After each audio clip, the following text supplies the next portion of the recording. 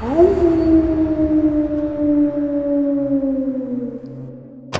Adam here, and welcome back.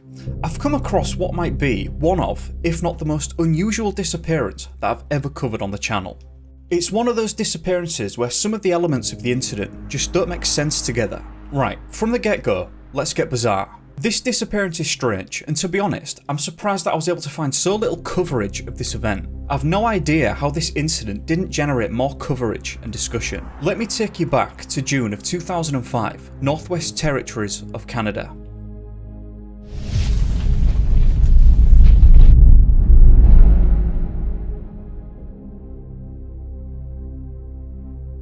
David Horsey and Frederick Hardisty were good friends, described as inseparable, and both loved the wilderness. In June of 2005, the pair had decided to stay at a cabin around 75 miles to the northwest of Fort Simpson. It was never stated what their plans were, but it seems the two just wanted to spend some time together, do some hiking and things like that. The first press report, one of only a few, comes from the CBC.ca. Police in the Northwest Territories are continuing the search for two Fort Simpson men who disappeared last week. David Horsey and Frederick Hardisty were last seen at a cabin on the North Nahanni River on June 12. When the cabin owner went to check on them 4 days later, they were gone.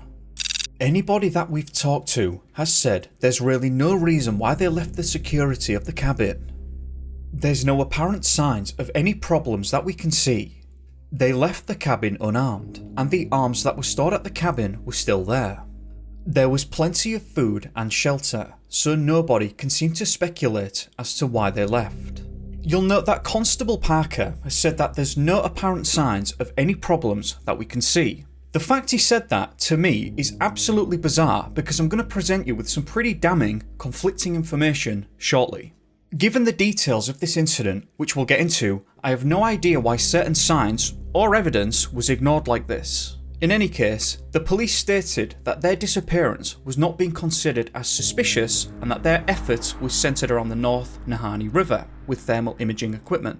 I'll note here that the pair were reported missing by the cabin owner on the 16th of June. On the 28th of June, we get an update from CBC.ca. Searchers find body of missing man, foul play ruled out. The Royal Canadian Mounted Police say volunteer search crews have found the body of a missing Fort Simpson man near the North Nahanni River in the Northwest Territories. The body they're referring to belongs to David Horsey, and they found him deep in the bush, almost 2.5 miles away from the cabin. Here's some more interesting information. The Royal Canadian Mounted Police say that David's body was found intact and that foul play is not suspected. A member of the search team, Jonas Antoine, said that David had burns on his hands and arms. It will give us a cause of passing, and it will give us some closure to actually answer some of these questions that have been unanswered for the last 7 to 10 days, says Royal Canadian Mounted Police Corporal Al Shepherd. Shepherd says the area was searched several times before the body was found. The point was made that it wasn't clear if the body was there initially or if it was missed because of the thick brush. That piece of information, I suppose, will never be fully understood now. Only those involved could know the answer to that, but in fairness, they might not even be completely sure themselves. Now, is this a simple coincidence or something more? Search teams say the body they found in the North Nahanni River on Thursday night was Fred Hardisty. Searchers found the body of David Horsey in the bush not far away last week. People from Fort Simpson and other Decho communities have spent close to a month combing the thick brush. The body discovered on Thursday night was found floating in the river about 12 miles from the cabin. It was an area searchers had already covered several times in canoes and on the shore. So here we have both men who were found separately, exactly 10 days apart, both in areas that were previously and unsuccessfully searched numerous times. Is that nothing more than a coincidence, or at some point do you have to entertain the idea that they may have been placed there after the fact? Now, by who, when and how is nothing short of bizarre given how many people were in the area looking. And it doesn't really matter who you are, carrying a fully grown man in rugged terrain is no easy or simple feat. Let me be clear, that is nothing more than speculation, but I would be surprised if the authorities weren't silently exploring the possibility of the involvement of a third party. Jonas Antoine was also part of the searching party that found Frederick, and he showed some confusion, which in fairness, I can understand. He said that while it's a relief that they've both been found, there are still many unanswered questions about what in the world had happened here. Now after that, from what I can tell, there was absolute radio silence in regards to this disappearance for 13 years up until May of 2018. This is where we learned some very interesting things, and I did promise you some contradictions to what was earlier said by Constable Brad Parker. First, let's get some more information on the table. Family members of the two men are calling for the Royal Canadian Mounted Police to reopen the case. The family said they are not happy with the way the investigation was conducted and they want closure. The men had been missing for almost a month before their bodies were found. It was determined that David passed away as a result of hypothermia and Frederick drowned, according to David's brother. David's sister then went on to say that she wasn't convinced that the investigation was very thorough at all, and I get the impression that they were left in the dark a bit. This whole situation makes me think that the authorities knew very well that this incident was highly unusual and perhaps that they didn't have all the answers. David's sister posed this question: how could two men in one weekend both pass away, one in the river and one in the bush? It's very unsettling. There's no closure. Now let's get really bizarre. There was something else that happened. Joseph Horsey, David's stepbrother, was part of the search party for the two men, and he said they found strange things at the cabin. Arms had been fired all over the place, one of them leaving a hole in the floor. The picture is bigger than just two guys, one who passed away due to hypothermia and the other who drowned. There was something else that happened before all of that came down. Now, call me crazy, but it seems to me that after you find that kind of scene at the cabin where there was clear evidence of something happening, then you find the bodies. How on earth do you not entertain the idea that the two incidents may have been associated in some way? What? One of three things has to be true here. Joseph and the family were mistaken about the findings inside the cabin, which doesn't seem to be the case, or investigators were keen not to display the whole picture for whatever reason, or the most incompetent people on the face of the earth were in charge of the investigation. One of these things has to be true. How do you not entertain a link between the two findings, unless it was done so silently behind the scenes? When Brad said there's no apparent signs of any problems that we can see, am I just out of my mind or what? If what the family said is true, that feels like there's some major gaslighting. There's no apparent signs of any problems that we can see, except the clear signs of a disturbance inside the cabin. Right, now the question must be posed. According to what has been said, something big appeared to have gone down while the men were inside the cabin as they discharged their arms all over the place, according to Joseph. Why did they do this? According to the authorities, there was no evidence of foul play, and according to Joseph, the firing looks to have been done from inside the cabin. Who or what were they firing at exactly? Did they discover that someone else was inside the cabin with them? Did an animal get in? It seems to me that David and Frederick may have been scared of something, or else they wouldn't have fired all over the place. What exactly happened inside that cabin? That really is strange, and I don't have a great explanation, nor do I have an explanation as to why these details were promptly ignored. They weren't even reported until 13 years after the fact. Let's also be clear, neither of the men had been struck by anything. David had burns on his hands and arms, while injuries to Frederick were never mentioned, and the family never mentioned injuries either, so it can only be assumed that there weren't any to speak of, or they'd have been mentioned. And in all fairness, these things are normally mentioned. In any case, how did David manage to get burns on his hands and arms?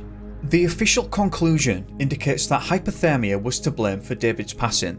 So could David have been trying to get a fire going and then he burned himself? If that's true, that would imply that he had a fire going at some stage, so why did he choose to leave it behind? If he was cold and freezing, does that make sense? Secondly, why did the pair split up? This whole situation stinks of fear. From the findings inside the cabin, to leaving the cabin unprepared and then splitting up. Why did any of that happen? Could David have left the supposed fire to attempt to find Frederick? Of course, everything I'm saying now is pure speculation, but something here just doesn't make sense, and I can see why the family started to raise these questions. Right, here's some more information. Both David and Frederick were described as experienced bushmen. Robert Hardisty, Frederick's brother, said his family wasn't satisfied with the police's handling of the case either. There's too much evidence they didn't look at what we found, adding they found his brother's shirt with a big hole in it, like it had been blasted. To summarise, the owner of the cabin saw the pair on June the 12th and said that they were fine and enjoying themselves. He stops by on the 16th of June to find the pair missing.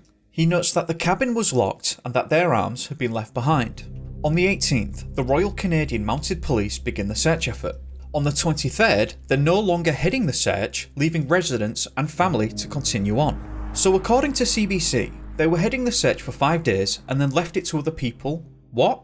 Good actual lord, there's so much to unpack here that it just feels impossible to get a grip of. 5 days is a very short time period for the official search to be handed over. I've never come across that before. Normally it's weeks before the search is scaled down and then it's handed over. Right, so on the 27th, David's body is found in the bush in an area that was searched numerous times. 10 days later, Frederick's body was found in the river, again in an area searched numerous times already. The only injuries sustained were burns to David's hands and arms. What a coincidence. It's not impossible that it was just an unsuccessful search both times. But is there a possibility that they might have been placed there after the fact? That doesn't seem impossible either.